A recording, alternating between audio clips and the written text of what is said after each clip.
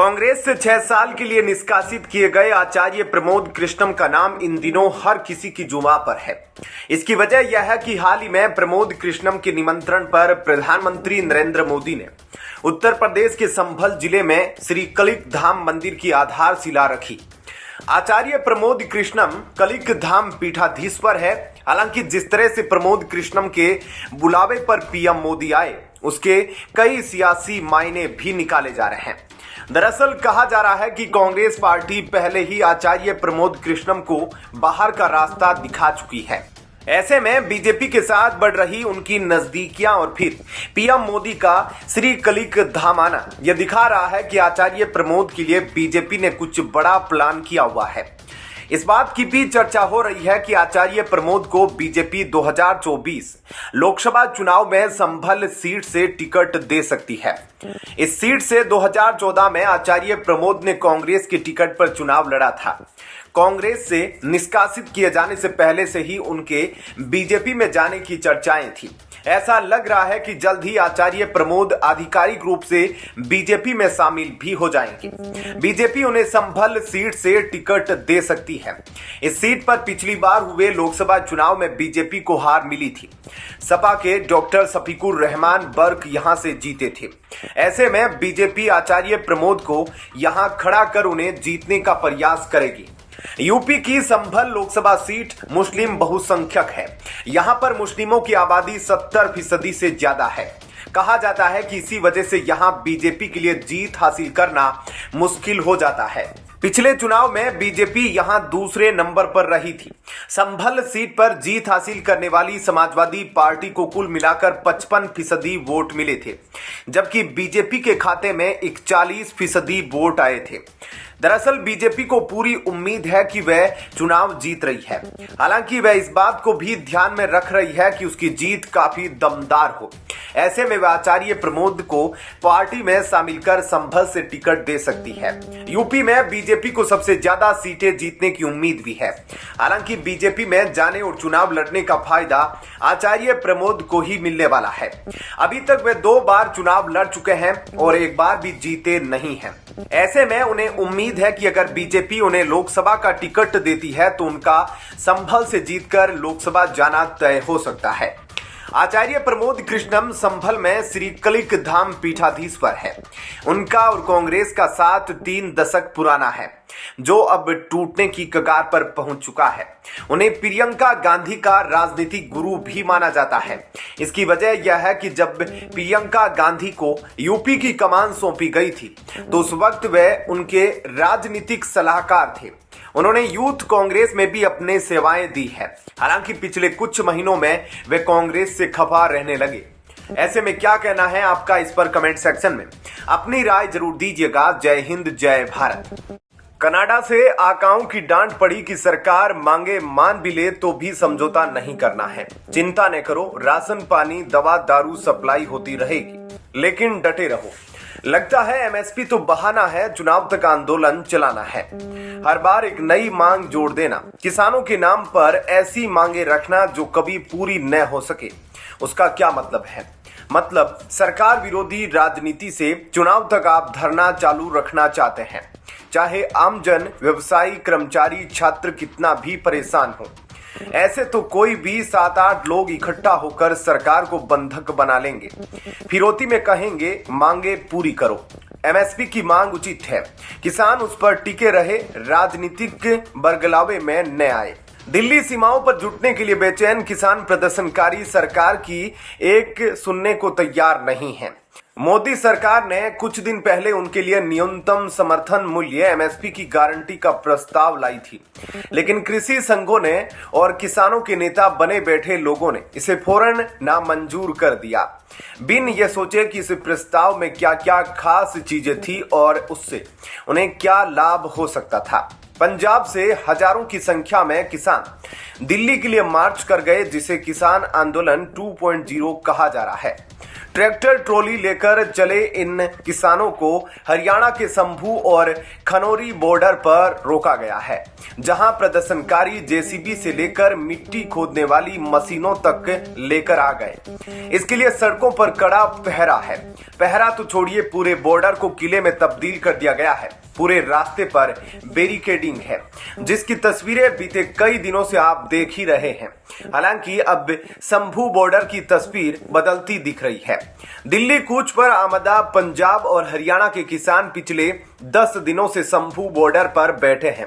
किसानों और हरियाणा पुलिस प्रशासन के बीच किसी भी सूरत में हरियाणा की नाकेबंदी और बैरिकेडिंग तोड़कर आगे बढ़ने की कोशिश करते दिखे, तो वहीं हरियाणा पुलिस और अर्धसैनिक बलों ने प्रदर्शनकारियों को पीछे खदेड़ने के लिए ड्रोन की मदद से सैकड़ों आंसू गैस के गोले बरसाए, लेकिन महज 12 घंटों के अंदर ही तस्वीर बदल चुकी है।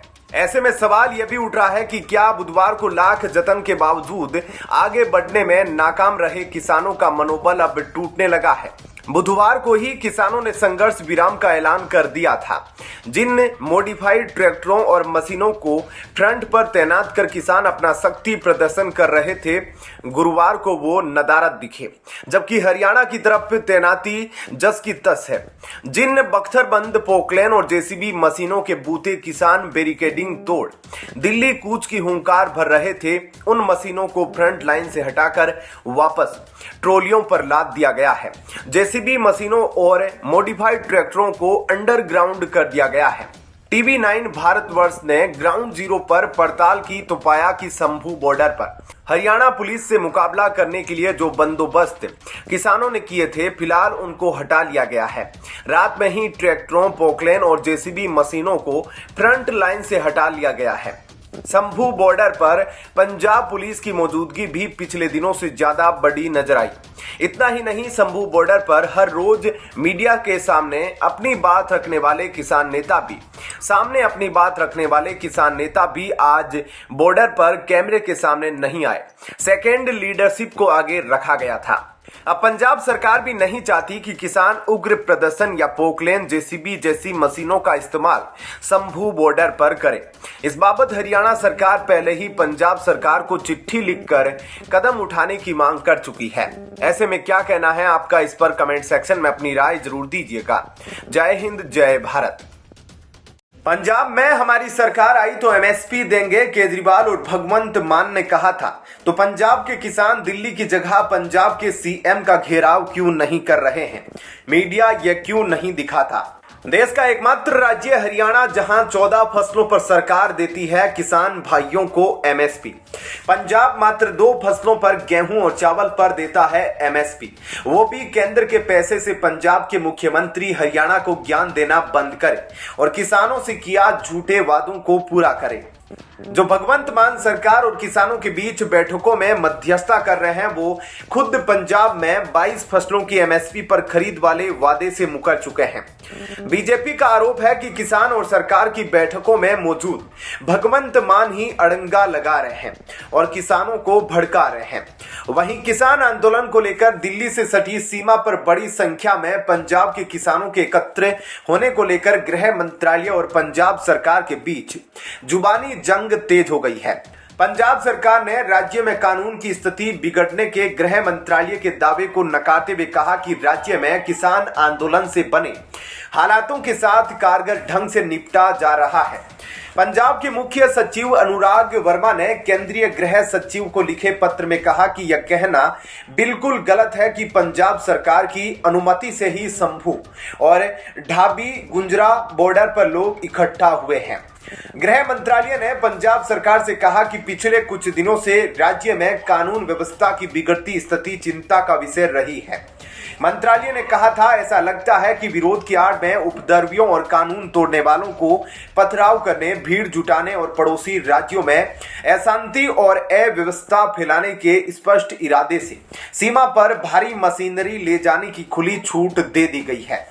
गृह मंत्रालय की आंतरिक रिपोर्ट्स के मुताबिक लगभग 1200 ट्रैक्टर ट्रॉलियों, 300 कारों, 10 मिनी बसों और अन्य छोटे वाहनों के साथ राजापुरा अंबाला रोड पर लगभग 14,000 लोगों को इकट्ठा होने की अनुमति दी गई थी। इसी तरह राज्य सरकार द्वारा ढाबी गुजरान बॉर्डर पर लगभग 500 ट्रैक्टर ट्रॉलियों के साथ लगभग 4500 व्यक्तियों की विशाल सभा की अनुमति दी गई थी, जिसे लेकर गृह मंत्रालय ने नाराजगी जताई है। पंजाब के मुख्य सचिव अनुराग वर्मा ने केंद्रीय गृह सचिव को लिखे पत्र में आगे लिखा। अनुराग वर्मा ने कहा कि अपने संघर्ष के लिए दिल्ली कूच करने वाले किसानों पर हरियाणा पुलिस ने बल प्रयोग कर आगे नहीं निकलने दिया। किसानों को रोकने के कारण ही पंजाब और हरियाणा बॉर्डर पर लोग इकट्ठा हो गए। हरियाणा पुलिस की ओर से आंसू गैस के गोले, रबर की गोलियां और बल प्रयोग के कारण लगभग 1600 लोगों के घायल होने की सूचना है। बावजूद इसके पंजाब सरकार संवेदनशील तरीके से कानून व्यवस्था को बनाए रखी है। अनुराग वर्मा ने बताया है कि स्थिति को शांत और काबू में रखने के लिए डीआईजी रैंक के आईपीएस और पीपीएस अधिकारियों समेत 2000 पुलिस कर्मियों को तैनात किया गया है और लगातार समीक्षा की जा रही है। वहीं पंजाब के सीएम भगवंत मान ने केंद्र सरकार पर बुधवार को जमकर बौखलाहट दिखाई। उन्होंने कहा कि पंजाब सरकार किसानों के साथ खड़ी है। राष्ट्रपति शासन लगाने की जो चेतावनी दी जा रही है वह उससे डरते नहीं हैं। वह कार्रवाई से नहीं डरते हैं। एक बार नहीं 100 बार राष्ट्रपति शासन लगाओ, उनको कुर्सी की परवाह नहीं है। ऐसे में क्या कहना है आपका, इस पर कमेंट सेक्शन में अपनी राय जरूर दीजिएगा। जय हिंद, जय भारत। कांग्रेस सांसद राहुल गांधी को शुक्रवार को बड़ा झटका लगा है। मानहानि मामले में उनकी याचिका को झारखंड हाईकोर्ट ने खारिज कर दिया है। यह गृह मंत्री अमित शाह पर आपत्तिजनक टिप्पणी करने से जुड़ा मामला है। राहुल गांधी निचली अदालत की ओर से जारी किए गए समन के खिलाफ हाई कोर्ट पहुंचे थे। दोनों पक्षों को सुनने के बाद अदालत में फैसला सुरक्षित रख लिया गया था। कोर्ट ने याचिका पर फैसला सुनाते हुए उसे खारिज कर दिया है। कांग्रेस के पूर्व अध्यक्ष राहुल गांधी को झारखंड हाईकोर्ट से बड़ा झटका लगा है। 2018 में बीजेपी अध्यक्ष पर बयान देने के मामले में कोर्ट ने केस खत्म करने की उनकी याचिका को खारिज कर दिया है। इस मामले में सिविल कोर्ट ने राहुल गांधी को समन जारी किया था। सिविल कोर्ट का समन मिलने के बाद राहुल गांधी हाईकोर्ट में केस खत्म करने के लिए याचिका दाखिल किए थे। दरअसल राहुल गांधी ने 2018 में बीजेपी के तत्कालीन अध्यक्ष अमित शाह के खिलाफ बयान दिया था। इस संबंध में रांची की निचली अदालत में मामला चल रहा था। सिविल कोर्ट से समन मिलने के बाद राहुल गांधी ने केस खत्म कराने के लिए रांची हाईकोर्ट में याचिका दाखिल की थी, लेकिन वहां भी उन्हें निराशा हाथ लगी। रांची हाईकोर्ट ने राहुल गांधी की याचिका को खारिज कर दिया है। 2018 में राहुल गांधी ने अमित शाह के खिलाफ आपत्तिजनक टिप्पणी की थी, जिसके बाद बीजेपी के जिला उपाध्यक्ष विजय मिश्रा ने राहुल के खिलाफ शिकायत दर्ज कराई थी। इस शिकायत के आधार पर राहुल के खिलाफ आपराधिक मानहानि का मुकदमा दर्ज किया गया था। राहुल गांधी के खिलाफ झारखंड में 3 मामले चल रहे हैं। एक मामला 2019 के लोकसभा चुनाव का है, जब राहुल गांधी ने कहा था कि सारे मोदी चोर है। इस मामले में भी राहुल गांधी की ओर से झारखंड में क्वेशिंग पिटीशन दाखिल की गई थी, लेकिन यह खारिज हो गई है। राहुल गांधी को मोदी टिप्पणी मामले पर 2019 आपराधिक मानहानि मामले में दोषी ठहराया गया था। अदालत ने राहुल गांधी को 2 साल की सजा सुनाई, लेकिन बाद में उन्हें जमानत दे दी गई। इसी मामले में उनकी संसद सदस्यता भी चली गई, लेकिन बाद में बहाल हुई। भाजपा विधायक और गुजरात के पूर्व मंत्री पूर्णेश मोदी द्वारा दर्ज कराई गई शिकायत के आधार पर सजा सुनाई गई थी। इससे पहले उत्तर प्रदेश में सुल्तानपुर जिले की सांसद विधायक कोर्ट ने केंद्रीय गृह मंत्री अमित शाह के खिलाफ टिप्पणी करने से संबंधित मानहानि मामले में मंगलवार को कांग्रेस के पूर्व अध्यक्ष राहुल गांधी को जमानत दे दी थी। भाजपा नेता विजय मिश्रा ने राहुल के खिलाफ 4 अगस्त 2018 को मानहानि का मुकदमा दायर कराया था। ऐसे में क्या कहना है आपका, इस पर कमेंट सेक्शन में अपनी राय जरूर दीजिएगा। जय हिंद, जय भारत। मुंबई यूथ कांग्रेस के पूर्व अध्यक्ष जीशान सिद्दीकी ने कांग्रेस की धोती खोल दी। कांग्रेस में मुसलमान होना क्या पाप है? कांग्रेस में अल्पसंख्यकों के साथ जो हो रहा है वह दुर्भाग्यपूर्ण है। राहुल गांधी के आसपास के लोग इतने करप्ट है कि बता नहीं सकता। कांग्रेस क्या अपने ही एमएलए के इन आरोपों का खंडन करेगी? 10 किलो वजन कम करो तब राहुल गांधी से मिल पाओगे, यह कहा गया मुंबई यूथ कांग्रेस के पूर्व युवा अध्यक्ष जीशान सिद्दीकी को। जब तक यह राहुल गांधी के चमचे पूरी कांग्रेस को बर्बाद नहीं कर देंगे, चैन से नहीं बैठेंगे। देश में कुछ ही दिनों के बाद लोकसभा चुनाव का आगाज होने वाला है। सभी दलों के नेता दल चुनाव की तैयारियों में लग चुके हैं। हालांकि चुनावी सीजन में कांग्रेस पार्टी के कई नेता एक के बाद एक पार्टी को अलविदा कह रहे हैं। महाराष्ट्र में कांग्रेस में सियासी उठापटक जारी है। बाबा सिद्दीकी के बेटे जीशान सिद्दीकी को पार्टी ने मुंबई युवा कांग्रेस के प्रमुख पद से हटा दिया। इसके बाद से जीशान ने कांग्रेस के खिलाफ मोर्चा खोल दिया है। उन्होंने कहा कि कांग्रेस में अल्पसंख्यकों के साथ ठीक नहीं हो रहा है। बता दें कि हाल ही में जीशान के पिता बाबा सिद्दीकी कांग्रेस छोड़कर अजीत पवार के नेतृत्व वाले एनसीपी में शामिल हो गए थे।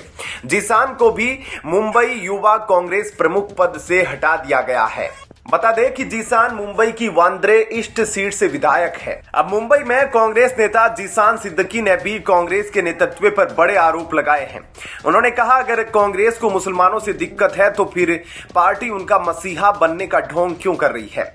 जीशान सिद्दीकी ने आरोप लगाया कि अल्पसंख्यकों के साथ कांग्रेस में कुछ भी ठीक नहीं हो रहा है। जीशान ने कहा, मुसलमान होना कांग्रेस में क्या पाप है? आज तक मुंबई कांग्रेस में कोई मुसलमान को अध्यक्ष नहीं बनाया। अभी कांग्रेस में मुंबई में 4 विधायकों में से 3 मुसलमान हैं, लेकिन अध्यक्ष नहीं बनाएंगे। अध्यक्ष उन्हें ही बनाया जो नॉन मुस्लिम हैं। अगर मुसलमानों से कांग्रेस को दिक्कत है तो मुसलमानों की मसीहा बनने का ढोंग क्यों? जीशान सिद्दीकी ने एक बड़ा आरोप लगाते हुए कहा कि भारत जोड़ो यात्रा से उन्हें भगा दिया गया था। उन्होंने कहा, मुझसे कहा गया कि जाओ पहले 10 किलो वजन कम करो, फिर राहुल गांधी से मिलवाऊंगा।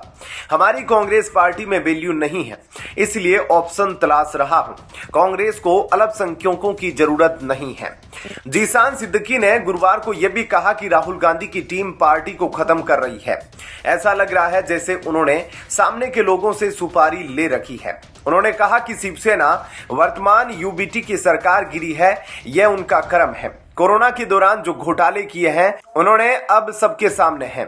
उन्हें लोगों की हाय लगी है। उन्हें कहा कि एमवीए की रैलियों में उद्धव और संजय राउत कहते थे कि बाबरी हमने गिराई। ऐसी पार्टी के साथ हम कैसे गठबंधन में रह सकते हैं? इस पर कांग्रेस विधायक और पूर्व मंत्री असलम शेख का बयान आया है। उन्होंने कहा कि जो बातें जीशान ने की उसमें थोड़ी राजनीतिक समझदारी कम है। यह समझ आ रहा है कि आप पार्टी से कितने भी नाराज हो, लेकिन जो बातें और आरोप कांग्रेस पर आपने लगाया है वह शोभा नहीं देता। इसी कांग्रेस ने देश के पहले मुस्लिम शिक्षा मंत्री मौलाना अब्दुल कलाम को बनाया। महाराष्ट्र के सीएम ARN टूले रहे, वो भी कांग्रेस में थे। मेरे जैसे कई मुस्लिम नेता को मंत्री बनाया। ऐसी पार्टी को एंटी मुस्लिम बोलना ठीक नहीं है। मैंने जीशान का बयान नहीं सुना, लेकिन जो सुनने में आया वह दुखद है। ऐसे में क्या कहना है आपका? इस पर कमेंट सेक्शन में अपनी राय जरूर दीजिएगा। जय हिंद, जय भारत।